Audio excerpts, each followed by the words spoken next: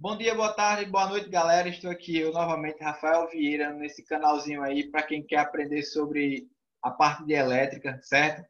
E hoje a aula vai ser sobre lei de Ohm e lei de Kirchhoff, certo? Que são leis muito importantes para que a gente entenda a análise de circuitos em si. Desde um circuito mais simples até um circuito mais complexo, ok? Então, pessoal, já adiantando aqui, se tiver algum barulho, me desculpem que pode ser, eu não tenho um isolamento acústico adequado, então pode ser que aconteça algum barulho fora a minha voz, então já vou deixando aqui minhas desculpas.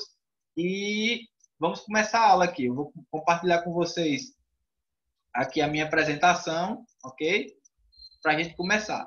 Sobre lei de Ohm e lei de Kirchhoff. Compartilhando. E ok, então vamos lá. Lei de Ohm e lei de Kirchhoff. Vai passando aqui um caminhão agora. Vou aqui aumentar a tela. Vamos lá. Deixa aí o caminhão passar. Então, pessoal, vou começar pela lei de Ohm. A lei de Ohm é uma das leis mais importantes da eletricidade. Georg Simon Ohm, ele descobriu que existia uma relação linear, certo?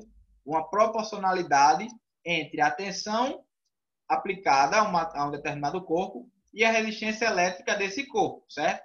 E ele chamou isso de corrente elétrica. Essa razão era sempre proporcional, certo? Existia uma proporcionalidade entre a tensão aplicada e a resistência do corpo, ok? Ele chamou de corrente elétrica. Pessoal, corrente elétrica, tensão e resistência foram definidos lá na primeira aula. Quem viu lá a primeira aula vai lembrar. Quem não viu, dá uma olhada lá na primeira aula do canal, falando sobre grandezas elétricas, que eu explico mais sobre o que é corrente, tensão e resistência elétrica, certo? Então, essa daí foi a descoberta de Ohm, ok? Que a corrente ela é uma razão entre a tensão aplicada e a resistência elétrica do corpo ou do material onde a tensão foi aplicada, ok? Então, a lei de Ohm, pessoal, apresenta uma relação linear entre a tensão e corrente, certo? Então, se eu passar a resistência multiplicando a minha corrente, a tensão vai ser o quê? Tensão igual a resistência vezes a corrente, beleza? E a tensão ela vai ser o quê? Uma função da corrente, já que a minha resistência aí eu estou considerando uma resistência sempre fixa, tranquilo? Então, se a resistência é fixa, no meu gráfico a curva vai ser uma curva linear com uma determinada inclinação, beleza? Tranquilo? E essa inclinação é justamente a resistência, certo? A resistência elétrica do meu material, onde foi aplicada a minha diferença de potencial. Então, as resistências que seguem essa característica a gente chama de resistências ômicas, certo? Ou seja, são resistências que seguem essa linearidade para qualquer que seja o valor de tensão e de corrente associados. Tranquilo? Beleza? Então, pessoal, analisando a curva V por I, essa curva aqui anterior, o coeficiente angular da minha curva é a própria resistência. Então, pessoal, do cálculo, quem é o coeficiente angular? O coeficiente angular é aquele coeficiente que acompanha a variável independente, certo? Da minha equação linear. Tranquilo? Beleza? Ou seja, se eu tenho V igual a resistência vezes a corrente, a resistência é justamente o coeficiente angular que acompanha a variável independente, que é o quê? A corrente elétrica. E a tensão é a variável dependente. Tranquilo? Mas existem casos que essa relação não é linear, certo? E a gente chama isso de resistência elétrica não ômica, ok? Ou seja, não segue aquela linearidade que Ohm descobriu entre a tensão e a corrente. A resistência ela tende a mudar para alguns valores de tensão e de corrente elétrica, certo? Mas a lei de Ohm ainda continua sendo válida, desde que eu tenha uma região linear nessa minha curva não linear, certo? Ou eu possa fazer uma linearização dessa minha curva. Tranquilo? Beleza? E essa linearização vai me dar uma noção média de qual seria a resistência para valores de tensão e corrente. Não uma resistência média, mas uma resistência meio que aproximada. Beleza? Uma resistência aproximada da minha resistência. Tranquilo? Então, essa curva aí me mostra qual é a relação não ômica entre a tensão e a corrente. Ou seja, a resistência ela não segue aquela proporcionalidade entre tensão e corrente. A resistência ela muda com o passar da tensão e da minha corrente, certo? Pessoal, o valor da resistência para resistores não ômicos é dita constante, como eu falei, analisando uma região linear da minha curva V por I ou fazendo uma linearização da minha curva. Se eu fizer uma linearização da curva, eu vou ter uma espécie de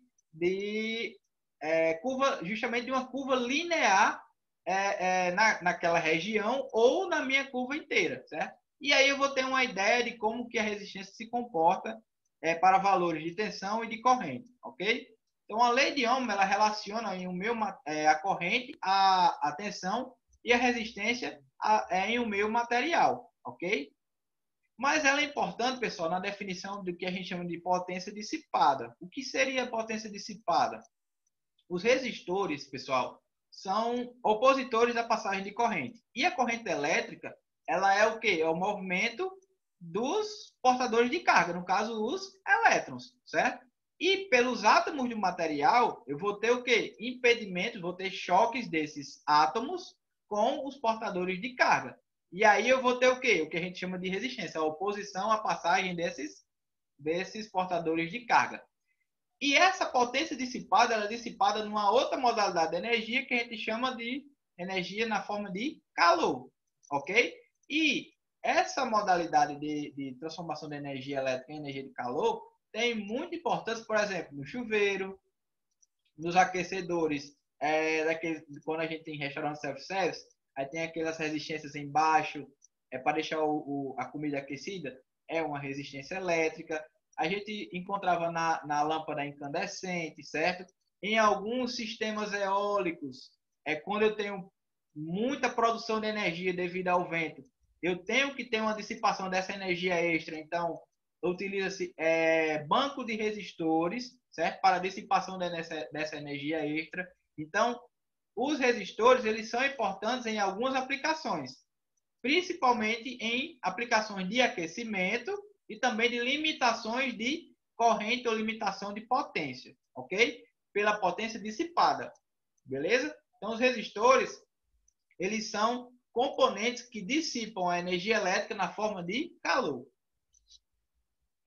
Da primeira aula, pessoal, a gente viu que potência é igual a tensão vezes a corrente, certo? Se a gente isolar a corrente da lei de Ohm, deixar I igual a V sobre R, e substituir na equação 2, nós vamos ter a equação 3. Potência dissipada do meu resistor vai ser a tensão ao quadrado dividido pela resistência associada a essa tensão. Tranquilo? Beleza? Então, esse aí é um caso quando eu não tenha a minha corrente, mas eu tenho a tensão e a resistência, e eu quero saber a potência dissipada dessa resistência, certo? Já se eu isolar a tensão e aplicar na equação 2, eu vou ter o quê? Que a minha potência dissipada ela vai ser a resistência vezes a corrente ao quadrado, certo? E essa equação 4 é como se eu não tivesse a informação da tensão, mas eu tivesse a informação da corrente e da resistência. Aí eu poderia achar a potência dissipada. Então, dessa forma, galera, a gente tem 3 formas de calcular a potência dissipada de um resistor. Multiplicando a tensão do resistor pela corrente do resistor, pegando a tensão ao quadrado no resistor dividido pela resistência e pegando a resistência e multiplicando pela corrente ao quadrado. Então, a equação 3 e 4 relaciona o quê? A resistência, a potência dissipada das resistências com a corrente e a tensão. Ok? Tranquilo? Um é referente à tensão e outro é referente à corrente elétrica. Então, pessoal, terminando a parte da lei de Ohm, nós vamos falar sobre a lei de Kirchhoff, ok? As leis de Kirchhoff, elas são baseadas em duas leis físicas muito conhecidas, que é a lei de conservação das cargas e a lei de conservação da energia, certo? Eu vou dar a introdução dessas leis para que a gente comece a falar sobre as leis de Kirchhoff, ok? Tranquilo? Então, eu vou começar sobre a lei de conservação das cargas.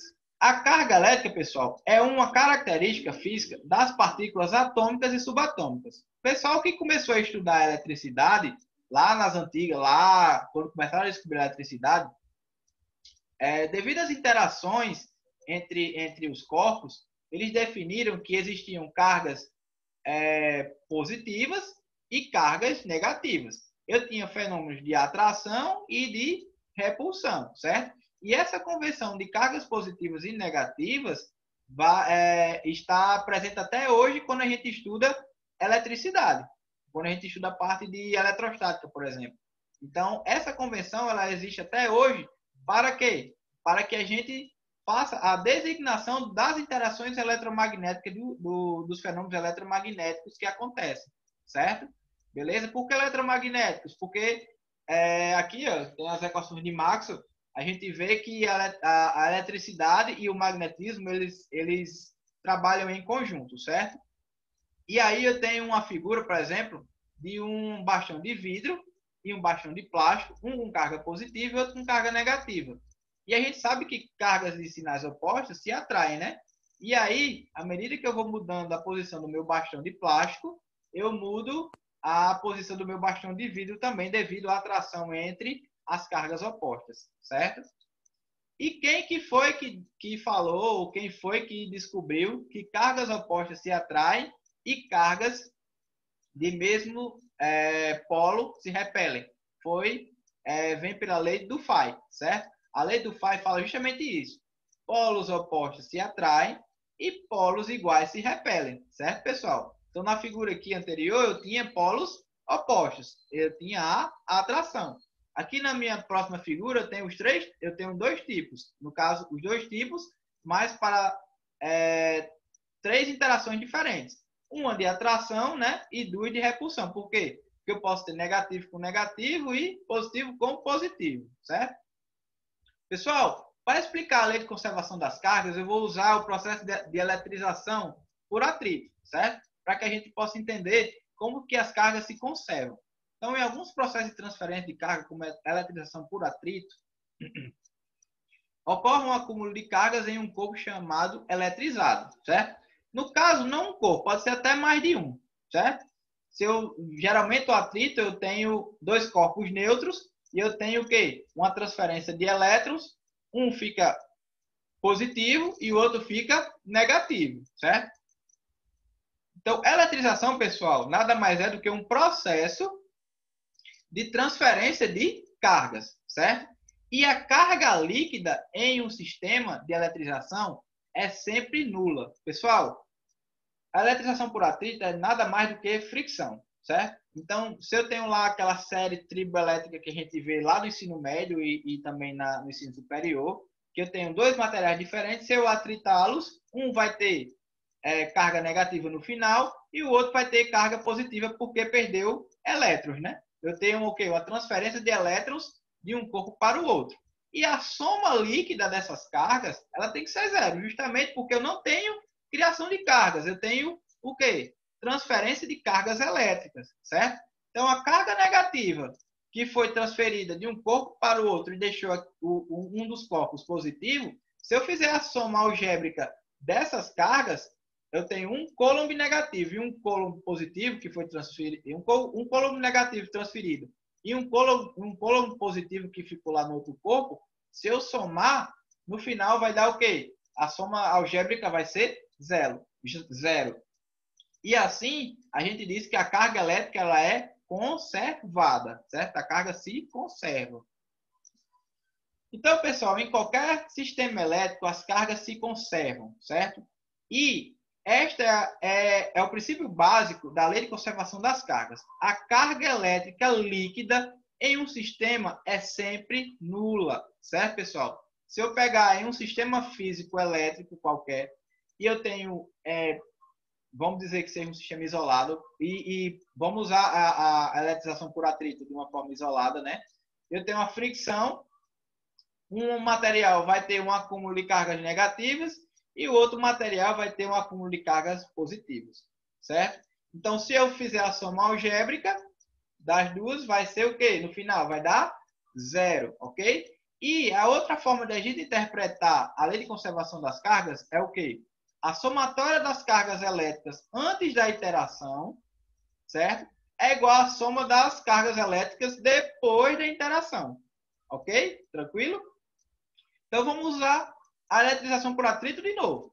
Eu tenho, no início do atrito, dois corpos neutros, ok? Se eu estou com dois corpos neutros, a minha carga elétrica final ela é o quê? 0. Não é isso? Não tenho carga líquida. Vai ser 0. Se eu fazer a fricção, como, por exemplo, transferir de um corpo para outro, um coulomb para um corpo ficou um coulomb negativo e um coulomb positivo. Se eu somar, no final vai dar o quê? 0. Então, a carga líquida, o somatório das cargas, antes já era 0. E depois do processo, se eu fizer o somatório das cargas, também vai ser 0. Ou seja, é uma outra forma de eu interpretar a lei de conservação das cargas, certo? Ou seja, a lei de conservação das cargas diz o quê? Que a carga elétrica ela sempre se conserva e a somatória da carga líquida em um sistema é sempre 0. Tranquilo, pessoal? Beleza? Tá aí o celular tocando novamente, mas eu vou deixar tocar, certo? Para a gente continuar a aula. Pessoal, em eletricidade, representamos sistemas elétricos por circuitos, certo, pessoal? O circuito elétrico pode ser definido como um caminho fechado por onde a corrente elétrica circula, ok? Então, se eu tiver um circuito elétrico, um caminho fechado, totalmente fechado, e a corrente elétrica passa por todos os componentes, eu tenho um circuito elétrico. Esse circuito elétrico ele pode ser de diversos tamanhos, certo? Ele pode ter várias formas, pode ter várias malhas, que eu vou explicar mais à frente o que é, certo? Mas a definição básica é o quê? Que o circuito elétrico pode ser definido como caminho fechado por onde a corrente elétrica circula, ok? E esse caminho fechado pode ter qualquer tamanho, desde um circuito eletrônico simples, por exemplo, de um controle remoto, até um circuito de uma geração de energia eólica, por exemplo. Então, tudo isso, a corrente elétrica, ela começa num ponto, circula por todos os componentes daquele circuito e volta para o ponto inicial. Tranquilo? Beleza? Pessoal, nos circuitos elétricos, a gente tem arranjos que nós chamamos de malhas, certo? O que são malhas? Como eu falei, o circuito ele pode ser constituído de diversas malhas. E malhas são regiões do circuito elétrico por onde existe uma corrente elétrica que circula por todos os componentes, certo? Então, se eu pegar, por exemplo, esse circuito aqui e juntar com esse circuito, eu vou ter o quê? Duas malhas, certo? Duas malhas elétricas. E a junção das duas vai ser o quê? O circuito elétrico geral. Beleza? Tranquilo? E assim, as malhas são o quê? São as regiões por onde a corrente elétrica circula entre os componentes dessa região, ok? Então, vamos dizer que isso aqui seja uma malha, eu vou ter uma corrente associada a essa malha aí, que vai passar por todos os componentes, e esse outro circuito aqui seja uma outra malha, e a corrente elétrica associada a essa malha vai passar por todos os componentes também. Beleza? Tranquilo? Então, a malha ela é uma região do circuito por onde a corrente elétrica dessa malha circula por todos os componentes. A corrente da malha pode ser a corrente do circuito? Pode, desde que o circuito tenha uma malha só. Agora, se o circuito tiver mais de uma malha, cada malha vai ter a sua corrente elétrica associada. Tranquilo? Beleza? E a junção dessas malhas vai me dar o quê? O circuito elétrico total. Ok? Então, a malha é como se fosse um subcircuito de um circuito elétrico já vamos dizer assim, já pré-estudado. Beleza? Então, para que haja corrente elétrica, pessoal, devemos ter uma fonte de tensão uma fonte de energia para a aceleração das cargas, como a fonte de tensão ou a fonte de corrente, certo? A energia elétrica acumulada nas fontes de energia é transferida às cargas. Então, a energia que está acumulada nas fontes de energia, elas são integralmente transferidas às cargas elétricas. O que são cargas elétricas? Nesse caso aí, quando eu falo cargas elétricas, são o quê? Consumidores de energia, certo? Resistores, capacitores, motores elétricos são chamados de cargas elétricas. Não é carga elétrica como partícula, é carga elétrica como consumidor de energia. Ok? Beleza? Este raciocínio está de acordo com a Lei de Conservação de Energia. Pessoal, a Lei de Conservação de Energia diz o quê? A quantidade de energia líquida envolvida em um circuito é sempre nula. A Lei de Conservação de Energia ela é válida tanto para a eletricidade quanto para termodinâmica, quanto para a mecânica clássica, certo? Como para a mecânica quântica. A energia ela é conservada, a somatória da energia líquida de um sistema ela tem que ser zero, certo, pessoal? Tem que ser nula, ok? Então, em um circuito elétrico ou malha, a energia fornecida pelas fontes de tensão e captadas pelos receptores de energia é sempre o quê? Nula. A somatória dessas energias é sempre nula. Por quê? Eu vou ter uma fonte de tensão que gera aquela energia, ou várias fontes de tensões, e eu vou ter vários receptores de energia que consomem aquela energia. E se eu considerar que as fontes geram energia pode ser considerado como conversão como positivo e os receptores como negativos. Se eu somar no final, a minha energia líquida no final do meu processo vai ser sempre zero. Ou seja, a energia elétrica sempre é conservada, ela não é criada, certo? Não tem uma criação de energia, como eu não tenho criação de cargas. Então, existe o quê? Transferência e transporte de energia. Outra forma da gente interpretar a lei de conservação de energia é a seguinte forma. Isso associado aos circuitos elétricos, mas também pode ser feito para outras áreas, como a termodinâmica e a mecânica clássica, ou a mecânica quântica, por exemplo. A somatória da energia fornecida pelas fontes, certo? No caso aí, nos circuitos elétricos, as fontes de tensão ou fontes de corrente, é absorvida pelos receptores de energia, certo? Na mesma quantidade, ok? Então, se eu tiver 10 fontes de energia gerando energia, tiver 40 receptores de energia, aquelas 10 fontes vão gerar uma quantidade de energia e aqueles 40 receptores de energia vão consumir totalmente aquela energia. E no final, a somatória líquida vai dar zero. Beleza, pessoal? Então, a equação 6 diz isso. O somatório das fontes de energia, ou seja, da energia das fontes, é igual ao somatório da energia consumida pelos receptores. Tranquilo? Beleza? Então, é uma outra forma de eu ver a lei de conservação da energia. Ok? Eu vou ter geradores de energia e vou ter receptores de energia que vão consumir esta energia. Tranquilo? E aí eu posso começar a falar das leis de Kirchhoff. Pessoal, Gustav Kirchhoff, em 1847, desenvolveu duas leis primordiais para os circuitos elétricos, que são o quê? O LKC, que é a lei de Kirchhoff das correntes, e o LKT, que é a lei de Kirchhoff das tensões, certo?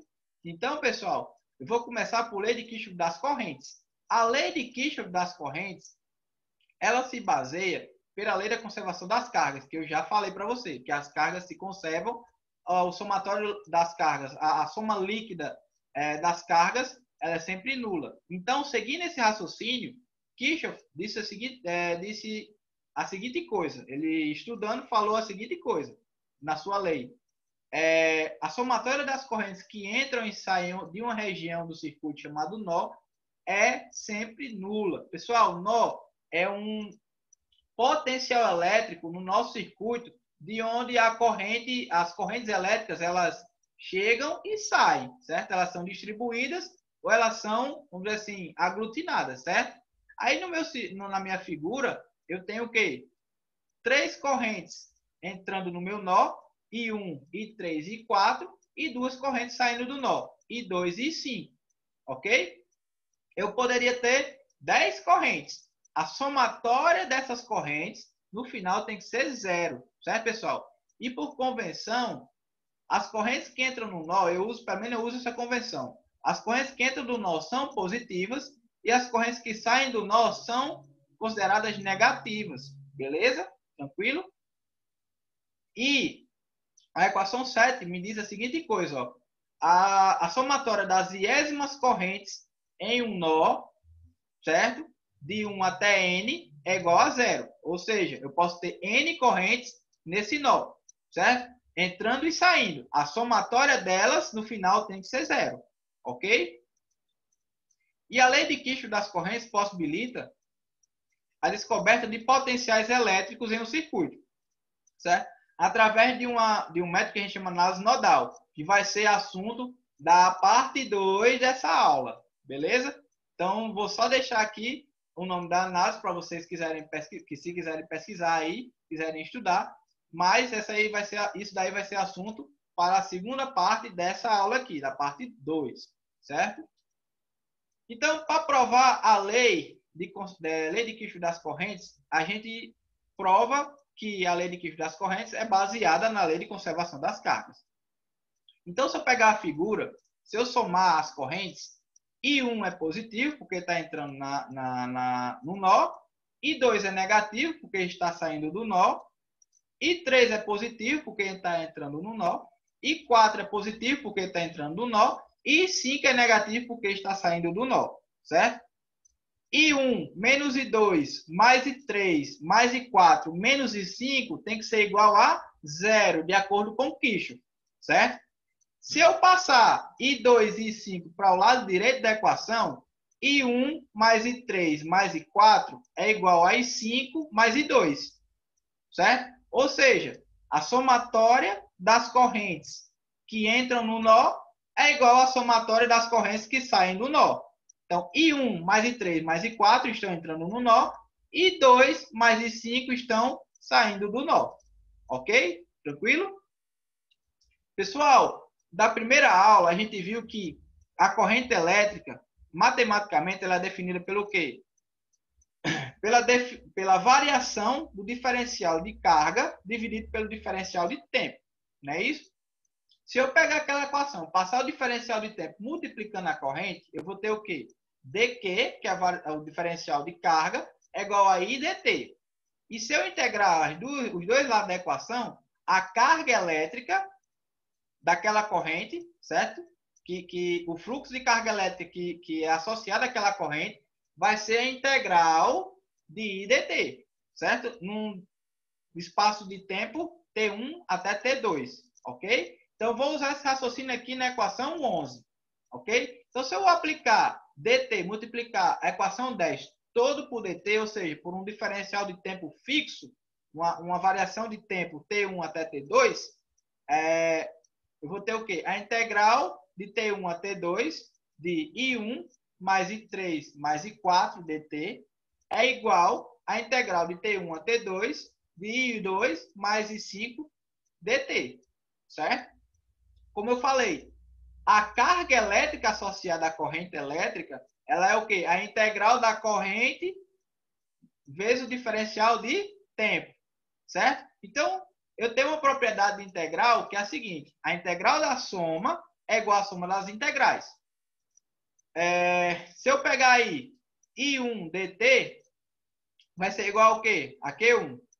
I3 dt vai ser igual a Q3. I4 dt vai ser igual a Q4.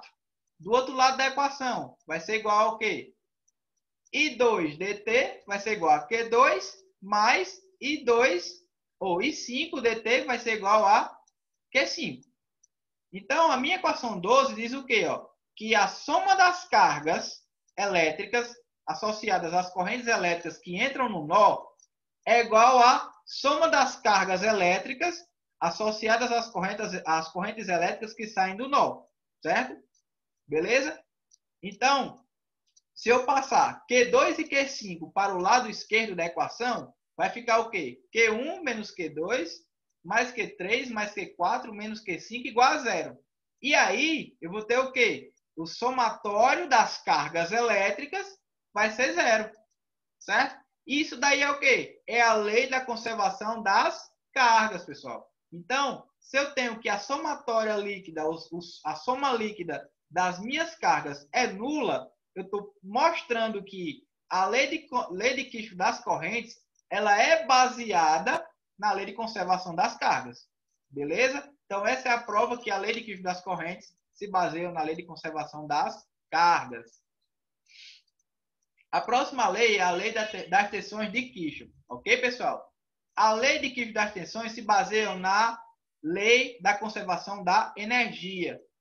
A lei de Kirchhoff das tensões mostra que a somatória das tensões em um circuito elétrico ou malha é sempre nula, certo? Então, pessoal, em um circuito elétrico, além de eu ter corrente, eu tenho as tensões. E a lei de Kirchhoff das tensões diz o quê? Somatória das tensões em um circuito elétrico ou malha é sempre nula. Então, eu convenciono a seguinte coisa. Eu dito um sentido de corrente, certo? E esse sentido da corrente, pessoal, vai me dar as polaridades das tensões, certo? Principalmente das fontes de tensões, ok? Então, aí eu tenho na minha figura o sentido da corrente horária, ok? Eu convenciono da seguinte forma, para ficar fácil o cálculo. Entrou no negativo e saiu no positivo da fonte de tensão, vai ter um valor de tensão positiva. Resistores ou receptores de energia que consomem energia das fontes, eu vou considerá-los tensões negativas, certo? Porque como eles são consumidores de energia, eles diminuem a tensão do meu circuito, certo? E se na fonte de tensão entrar no polo positivo e sair no negativo, eu vou considerar essa tensão como negativa. E aí, essa fonte deixa de ser fonte e passa a ser o quê? Um receptor de energia, ok? Então, a lei de Kirchhoff das tensões, aí pela equação 14, diz o quê? Que a somatória das iésimas tensões de 1 até n é igual a zero. Então, eu posso ter o quê? Várias tensões aí, 50 tensões, mas a somatória dessas tensões, no final, tem que ser zero. Tranquilo? Beleza? A lei de Kirchhoff das tensões nos possibilita a descoberta de uma corrente que a gente chama corrente de malha, que é uma análise feita pela análise de malha, que também é um assunto que a gente vai ver na parte 2 dessa aula, ok? Tranquilo? Beleza? Então, pessoal, análise de malha, quem quiser já ir pesquisando, quem não conhece, vá pesquisando, mas quem já conhece, já sabe mais ou menos o que é análise de malha, mas esse assunto vai ser visto na parte 2 dessa aula, ok? Eu só estou deixando aqui só para vocês saberem qual a função da lei de Kirchhoff das tensões, beleza? Então, pessoal, para eu provar a lei de Kirchhoff das tensões, eu preciso mostrar que a lei de Kirchhoff das tensões ela é baseada na lei de conservação da energia. Então, para provar a lei, eu vou seguir a seguinte somatória, ó. Vamos seguir o sentido da corrente. Começando de V1. Entrou no negativo, saiu no positivo. Eu falei que na minha convenção eu utilizava o valor o quê? Positivo. Então vai ser V1. V2 e V3 são tensões de resistores. Resistores são consumidores de energia. Ou seja, eles diminuem a tensão original do meu circuito. Eles são o que a gente chama de quedas de tensões. Então eu vou considerá-los como negativos. Então, V1 menos V2 menos V3, aí eu vou para V4. Ó. Entrou no negativo e passou para o positivo. Vou considerar positivo. Mais V4 menos V5. Isso aí é a somatória. Mas pela lei de Kirchhoff, pessoal, ele diz o quê? Que a somatória dessas tensões ela tem que ser zero. Então, V1 menos V2 menos V3 mais V4 menos V5 vai ser igual ao quê? A zero. Se eu passar V2 V3 e V5 para o lado direito da equação, eu vou ficar com a equação 17. V1 mais V4 é igual a V2 mais V5 mais V3. Então, isso quer dizer o quê? Que a somatória das tensões dos geradores das fontes de tensão, dos geradores de tensões, é igual à somatória das tensões dos receptores de energia, ou dos receptores de tensão, certo? Ou seja, a somatória das tensões das fontes é igual à somatória das tensões dos receptores de energia. No caso aí, os resistores, ok? Tranquilo? Pessoal, na primeira aula eu mostrei que a energia em eletricidade ela está associada ao quê? A carga elétrica e a diferença de potencial, não é isso? Se eu tenho um movimento de elétrons, eu vou ter trabalho e eu vou ter uma energia associada a isso. E a gente viu que a energia potencial elétrica é igual ao quê? A diferença de potencial vezes o diferencial de carga elétrica, não é isso? Mas aqui, pessoal, como eu estou analisando o circuito, eu vou analisar como se fosse energia fornecida pela fonte e energia consumida pelas cargas. Começou aqui um bocado de fogos, me desculpe aí, galera, mas vou repetir de novo. Ó.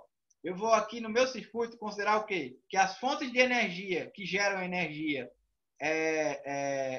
serão positivas, certo? Serão energias positivas, e aqueles que são receptores, consumidores de energia, serão negativos, ok?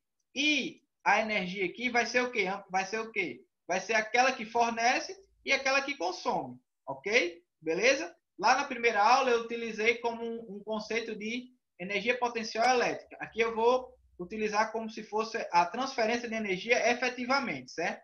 Lá eu falava na iminência da transferência e do transporte de energia. Aqui eu vou considerar como o transporte sendo feito efetivamente, certo? Ok? Então, pessoal, multiplicando a equação anterior 17 por dq, ok? Pessoal, a gente vai ver depois, mas em um circuito série, a corrente elétrica ela é a mesma para todos os componentes. Assim, a carga elétrica associada também será a mesma. Então, nesse circuito aqui, ele é um circuito considerado circuito série. Então, a carga elétrica que circula pelos componentes é igual para todos, certo? Tanto para as fontes quanto para os receptores de energia. Então, se eu multiplicar a equação 17 por dq, um dq fixo, certo? Eu vou ter o quê? V1 dq mais V4 dq igual a V2 dq mais V5 dq mais V3 dq. E a gente viu na primeira aula que o diferencial de energia é igual ao quê? A diferença de potencial vezes o diferencial de carga. Não é isso? Então, se eu substituir essa relação na equação 18, eu vou ter o quê?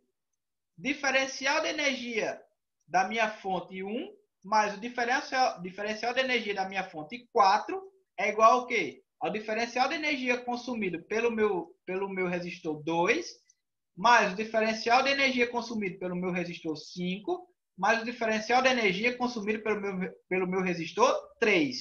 Tranquilo? Beleza? Então, pessoal, aí eu estou mostrando o quê? Que a somatória das energias das fontes, certo? Que transportam energia, estão sendo consumidas integralmente pelas cargas, no caso, os resistores.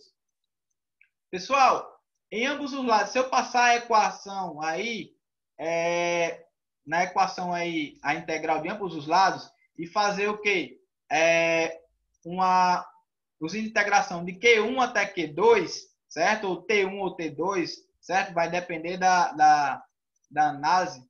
Pessoal, eu vou ter que a integral de D1, de DE1 mais DE4 é igual a E1 mais E4. E a integral de DE2 mais DE5 mais DE3 é igual a E2, E5 mais E3, certo?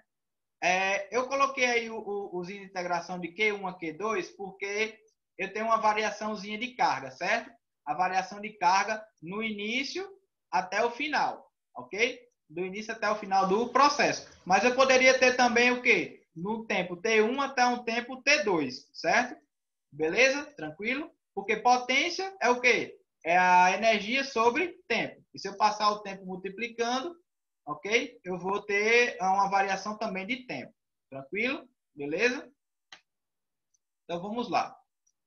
Então, a equação 21 justamente mostra isso. Ó.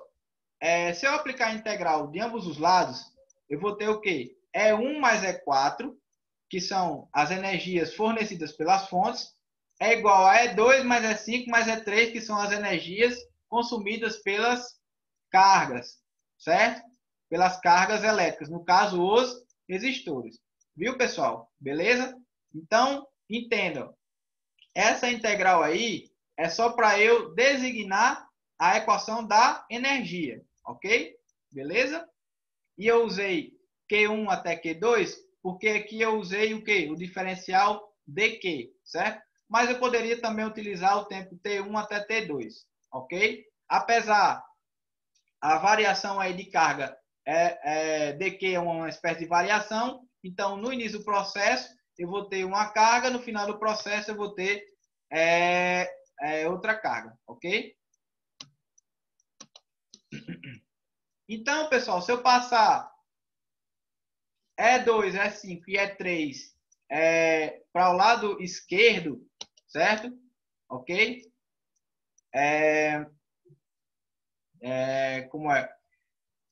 Passando para o lado esquerdo, E1 menos E2 menos E3 mais E4 menos E5 igual a zero. Isso daí, pessoal, é o quê? É que a soma líquida das energias em um sistema vai ser o quê? Zero. Isso aí é a lei de conservação da energia, certo? E assim eu mostro que a lei da conservação da energia ela é base para a lei das tensões de Kirchhoff. Ok, pessoal? Tranquilo? Deu para entender aí? Então, eu tenho aqui mais dois exercícios que eu vou passar aqui, ó. Quem quiser tirar o print, tira desse. E tira desse aqui, quem quiser tirar o print para fazer. Esse aqui vai precisar de um pouco de cálculo, diferencial integral. Já esse não, ele vai precisar da informação da questão do vídeo anterior, ok? Então, pessoal, a aula é essa, ok? Eu vou deixar o vídeo lá na aula 3 na playlist do YouTube. Se tiver tido algum barulho no vídeo, me desculpem. Se eu tiver também errado em algum conceito, coloca lá no comentário. Professor, você errou isso aqui no conceito e tal. Pode ser que eu tenha me equivocado em algum conceito. Eu também estou aberto para erro. Eu não sou totalmente... eu não acerto 100%, mas espero que tenham gostado aí da aula. Espero que tenham aprendido e tenham deixado conhecimento para vocês. Acompanhem lá o canal, certo? A próxima aula vai ser aula para resolver esses dois exercícios aqui, ok? E a parte 2 vai ser falando sobre análise de malha e análise nodal, ok? Então, pessoal, valeu, muito obrigado. Vou aqui tirar a apresentação. E boa noite, tchau. Curtam, compartilhem e comentem lá no canal. Valeu, muito obrigado. Bom dia, boa tarde, boa noite, tchau.